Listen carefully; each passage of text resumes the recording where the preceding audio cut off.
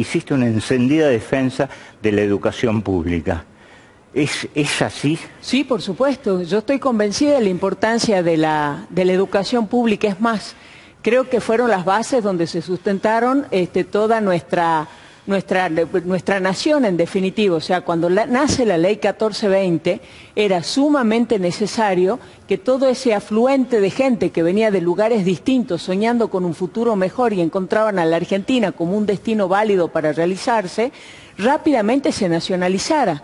Entonces, la Ley 1420, además, fíjense ustedes, establecía la obligatoriedad de la educación privada y establecía también que cuando... Obligatoriedad de la educación, perdón, de la educación primaria, de la educación primaria, de la educación primaria, y además, cuando hablamos de educación primaria, no solamente para los varones, sino también para las mujeres. Y estamos hablando a fines del siglo XIX. Entonces, me parece que es importantísimo cuidar todo lo que es la educación pública. Cuando uno empieza a ver el tema de las pruebas a aprender, vemos una importante caída en la época, obviamente, de la pandemia. Después, en el 2022 empieza a subir un poquito, estamos esperando para ver los resultados del 2023, pero ¿qué se advierte? Una diferencia grande, casi del doble, entre la educación privada y la educación pública.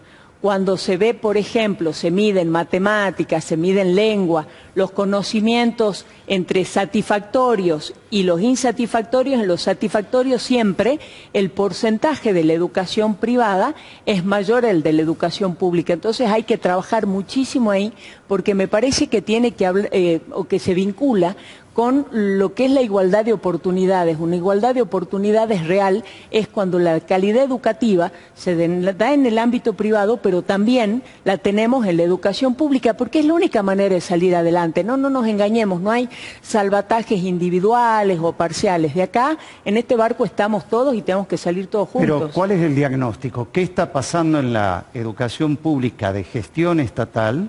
Sí. Que obtiene esos resultados. Me parece que hay varios factores que intervienen, hay que empezar incluso a trabajar en eso, vinculados, por ejemplo, con, hay gran ausentismo, cuando hablamos, por ejemplo, del tema de escuelas rurales, también hay problemas con los directivos que no llegan. O sea, me parece que ahí hay que trabajar mucho, pero mucho, en todo lo que es la asistencia a la docencia, para que verdaderamente esté presente la cuestión de la formación y de la capacitación, y en este sentido, bueno, que el ministerio esté al lado, ¿no? Yo nunca no le entendía a la política, y mucho menos en este caso a la política educativa, como un lugar de confrontación. El ministerio está acá y del lado del frente, no hay lado del frente.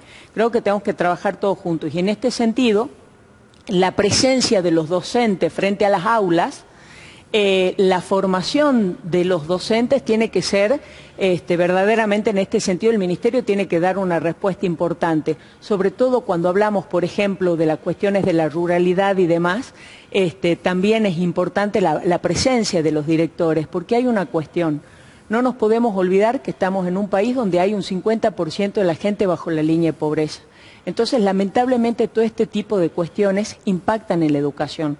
Las deficiencias en la nutrición, la mala nutrición, el ausentismo de los chicos, todo eso evidentemente impacta en la calidad de la escuela pública. Entonces, cuando usted me pregunta cuáles son los factores, no hay uno solo. Hay un montón de factores de los que hay que atacar, donde una pata es el Ministerio de Educación, pero evidentemente que no es la única, ¿no? Ahora, hay como una idea, y yo esto lo estoy viendo desde hace bastante tiempo, y más aún en la provincia de Salta, que parece ser que el Ministerio de Educación es un gran administrador de edificios escolares, por un lado, y por otro lado es un gran aparato burocrático, pero donde la calidad educativa o lo que pasa dentro de las escuelas no se ve más allá que los papeles. Coincido plenamente. Mire, en esto yo creo que hay que dar un vuelco, pido a Dios que me ilumine en eso, pero de 180 grados, porque creo... El tema es que son muchos los que tienen que participar en ese vuelco mental, Somos ¿no? un montón, pero fíjese, cada vez que se habla... Primero, Ministerio de Educación es educación, ciencia, tecnología, el tema de cultura, que es también todo otro universo. Pero yendo a educación concretamente, que usted estaba planteando recién, cada vez que se habla del Ministerio de Educación, Con razón, obviamente, está el tema de las paritarias, el problema del salario docente. Que en los últimos años ya parece que es algo que pasó a Hacienda o Economía, ¿no? Sí, y después la cuestión de infraestructura. Y nos estamos olvidando que el eje en todo esto es los chicos. A mí, ¿sabe qué es lo que me preocupa, Gustavo? Me preocupa que cuando uno empieza a analizar los números y empieza a ver, por ejemplo, índices de terminalidad, en la primaria es cerca del 91%. O sea, el chiquito que empezó en la primaria termina el 91%. Pero cuando vamos a la secundaria, esos números caen abruptamente. Es más, el 50% de los chicos que empiezan el secundario no lo terminan.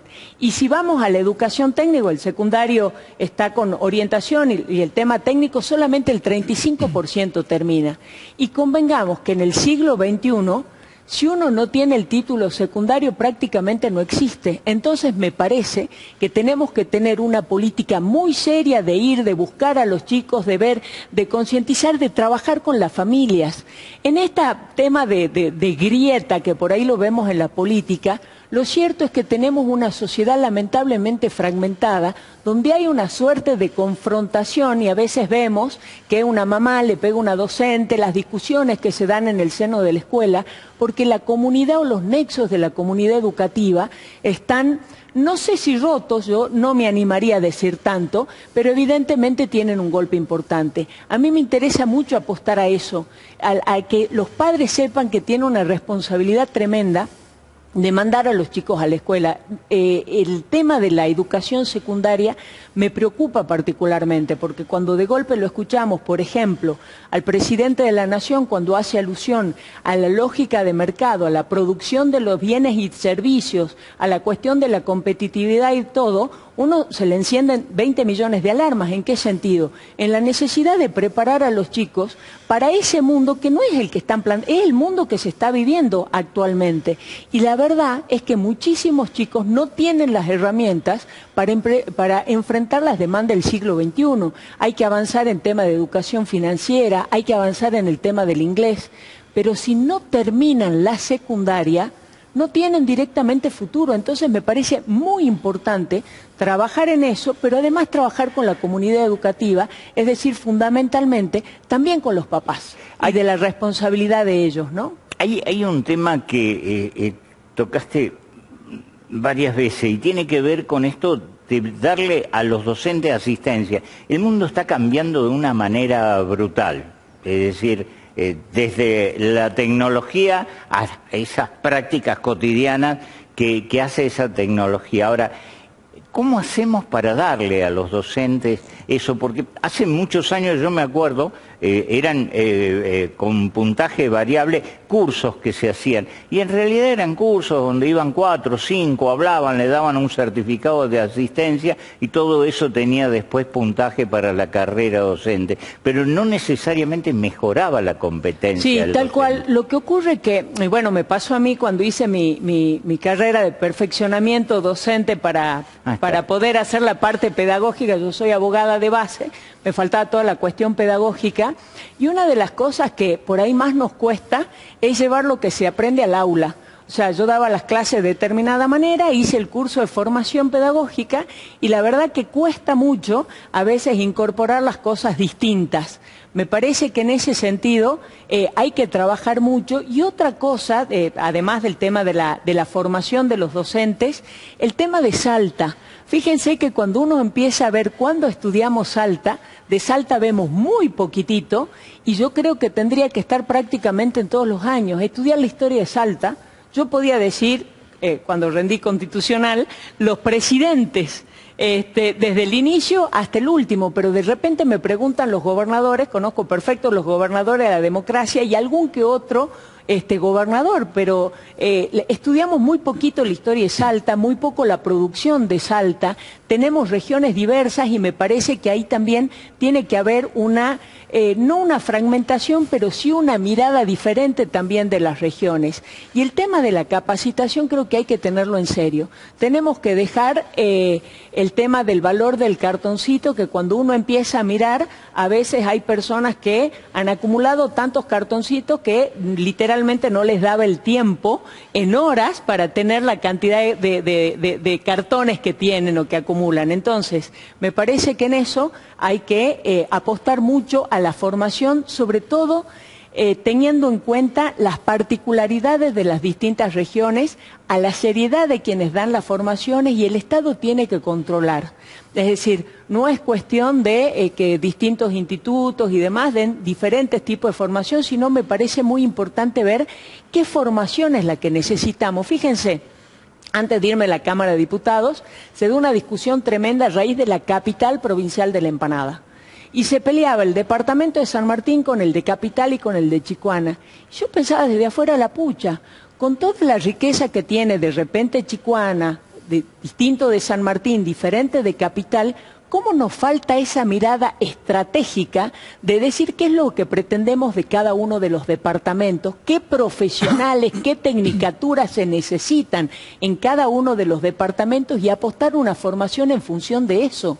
Hay lugares donde se dicta, y no tengo nada obviamente en contra de la educación física, pero el problema es que de 25 años que Instituto de Formación dan educación física, ya se reciben los chicos y no tienen una salida laboral porque hay muchísimos profesores de educación física. Entonces, el tema de formación me parece que viene muy de la mano de una mirada estratégica que tenemos que tener de hacia dónde va nuestra provincia, hacia dónde nuestras distintas regiones y qué tipo de profesionales estamos necesitando, y apostar la formación en función de eso, en lugar de una suerte de carrera de acumular papelitos que a la hora de la verdad no se trasladan al aula y no son útiles ni a los docentes ni a los chicos, ¿no? Ahora, en la carrera política de Cristina Fiore hay varios hitos, ¿no? La Cristina concejal, funcionaria municipal, senadora, legisladora, y en estos 4 años hubieron algunas características en su relación con el gobernador Sáenz que fueron de alejamiento y de acercamiento. Hoy toca el acercamiento. ¿Qué pasó? Bueno, la verdad que me llamó muchísimo la atención la generosidad del gobernador de la provincia de haberme convocado para una responsabilidad tan grande, en virtud de aportar desde una mirada distinta. Me parece que desde la política muchas veces hablamos y apostamos a los diálogos, a los consensos. En lo personal creo que la asignatura pendiente que tenemos los argentinos es tener la madurez suficiente de tener, a pesar de distintas posturas políticas, podernos sentar en una misma mesa y hacer aportes en conjunto. Creo que esa es la asignatura pendiente. Cuando se solucione eso, seguramente quizás la economía y demás vaya también encontrando su cauce. Y resulta que el gobernador de la provincia me convoca desde una mirada distinta, como usted dice, muchas veces desde la crítica que he tenido en la Cámara de Diputados, y a mí me llamó poderosamente la atención y le diría que me compromete el doble. Porque de repente una persona que viene, que convoca, lo que quiero hacer es no defraudar esa confianza y aportar desde una mirada distinta, pidiéndole a Dios que me ilumine para hacer las cosas de la mejor manera posible y agradeciendo esa generosidad que la verdad no es muy común verla, pero creo que es el camino, ¿no? Hoy decías algo en una nota que con Gustavo muchas veces hemos discutido, que el distinto te enriquece. Es decir, cuando sos distinto, es más, sabés que pensamos distinto, pero justamente en ese sentido uno comienza a replantear cosas. Este es uno de esos casos porque realmente el salto ha sido muy, pero muy importante que ha pegado el gobernador de la provincia. Sí, me parece que es en ese sentido, y además si usted escucha o han escuchado el discurso del gobernador, hoy apostó mucho al tema del diálogo y del consenso. Es más, dijo, los enemigos y los adversarios no están aquí adentro, es la hora que en estos momentos tan difíciles que nos toca a todos vivir, sin importar de dónde venimos, trabajemos todos por una Salta mejor. Él hizo, digamos, esa convocatoria y bueno, lo he vivido personalmente, por decirlo de alguna manera, ¿no? Esta necesidad de aportar al diálogo. Y me parece sinceramente que es el único camino, ¿no? Abrir las puertas, apostar al diálogo, escuchar a todos y bueno, que Dios nos ilumine para encontrar la mejor síntesis de posturas diferentes. ¿Se llega al ministerio con equipo propio, secretarías, subsecretarías, otra estructuración o la misma? Sí, estoy súper contenta con eso. Hay dos secretarios que continúan y parte del equipo de las segundas líneas que también, pero hay muchos cambios. Eso los voy a anunciar mañana, pero de verdad estoy muy contenta porque me parece que estamos apostando, por un lado, a personas de mucho diálogo, que tienen además mucha gimnasia, por decirlo de alguna manera, en esto de conversar, de llegar a síntesis de posturas diferentes, de trato con los gremios y demás.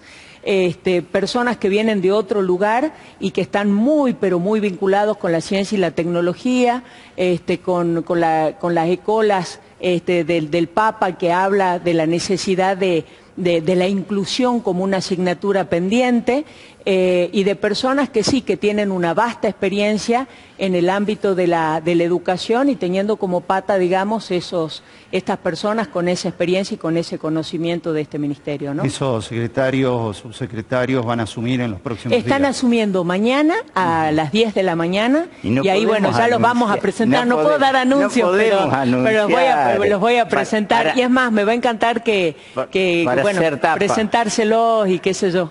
Bueno. Parece que la ley Mordaza de diputados... No, es la virtud del suspenso, hay que generar el suspenso. Me dejas retrotraer un poquito para atrás, porque en realidad estaba recordando, sobre calidad educativa, estaba recordando los resultados de las PISA, las pruebas, no de la piseta, sino de las pruebas PISA. Y hay dos elementos que son elementos de abstracción, matemática e interpretación de textos. Sí. Y la sensación que uno tiene es que nosotros venimos con una enseñanza hiperacadémica que es de memoria, memorizada en qué día. A mí me tocó, allá lejos y hace tiempo, y resulta que ahora, si vos tenés capacidad de abstracción, podés saltar de un lado al otro con una facilidad tremenda, y esto es una herramienta muy útil. ¿Ahí estás pensando también en metodología? Sí, de hecho, bueno, la provincia avanzó bastante, se vio en el tema de las pruebas a aprender, siguieron mucho el método que se estaba utilizando en Mendoza, fundamentalmente con el tema de matemáticas, que me parece que está muy bueno, y en este sentido creo que hay que apostar mucho a la cuestión de la evaluación. ¿Por qué digo a la evaluación? Porque cuando se les pregunta a los docentes qué es lo más importante para ellos respecto de sus alumnos, es que puedan razonar, es que puedan pensar solos, que puedan llegar a conclusiones, pero cuando se los evalúa, ¿qué se les pregunta? Se les pregunta datos concretos, o sea, lo que nosotros queremos es chicos libres que piensen solitos, pero a la hora de evaluar, evaluamos solamente memoria y dejamos todo de lado. Entonces, en eso hay que cambiar mucho. La verdad que cuando uno ve el tipo de educación que tenemos, lamentablemente en todo nuestro país estamos educando aún los mejores lugares para un país que casi, o sea, para un mundo que ya no existe. Es decir, seguimos en muchos casos con los pupitres individuales, la educación académica, y en otras partes del mundo ya no se estudia así, hay conceptos transversales, es una mesa, los chicos a través de llevar adelante, por ejemplo, una empresa aprenden matemática, física, y es como que lo aprenden todo junto, todo integrado, el tema de la educación por proyectos, o sea, es otra la lógica, no vamos a cambiar de un día para el otro. Una de las cuestiones que tiene educación es que uno siembra hoy, y lo que hoy siembra se lo ve recién muchos años después, o al menos obviamente seguro después que excede una gestión. Pero nosotros queremos hacer nuestro aporte desde ahí porque creemos que los chicos no necesariamente tienen las herramientas que el siglo XXI les está demandando, donde hay cambios constantes. O sea, si hay algo que caracteriza a nuestro mundo es la incertidumbre y no nos estamos preparando para enfrentarlo. Muy bien, muchas gracias. Me deja una chiquita. Rápido. Sí, rápido. Rápido. A ver, y esto, dentro del Ministerio está Ciencia y Tecnología. Sí. Nosotros estamos enfrentando enormes desafíos en la minería fundamentalmente, y alguna vez planteé por qué Salta, por ejemplo, no hacía convenios con ITEC, que era la rama tecnológica de YPF, que tiene convenios con Catamarca, está fabricando baterías de litio en Santiago del Estero, y me parece que hay un campo de investigación enorme. ¿Cuál es el diagnóstico, cuál es la proyección en ciencia y tecnología? Bueno, gigantesco. Ahí estoy trayendo una persona que trabaja actualmente, está viniendo a vivir a Salta, trabaja en la CONAE, fue la mano derecha de Conrado Baroto, quien es el padre del INVAP. Trabajó mucho en todo lo que es la política satelital argentina. Trabaja también en universidades nacionales y me parece que bueno, tiene una visión que me parece muy importante, porque Salta tiene fundamentalmente un perfil agrícola y siempre que apostamos a la exportación de nuestro campo. Y ojo, no tengo absolutamente nada en contra de eso, pero me parece que tenemos que empezar a apostar otra cosa, claro, hay a que la abrir. ciencia aplicada al agro, pero además otras cosas. No sé si podremos el tema de los satélites y todo lo demás, que me encantaría, pero sí creo que tenemos que apostar a este valor agregado, porque el gran capital del siglo XXI no está en la tierra ni en las riquezas, está aquí. Y esto es lo que nosotros queremos apostar, y bueno, de ahí que estamos trayendo una persona que tiene una vastísima experiencia en ese ámbito, ¿no?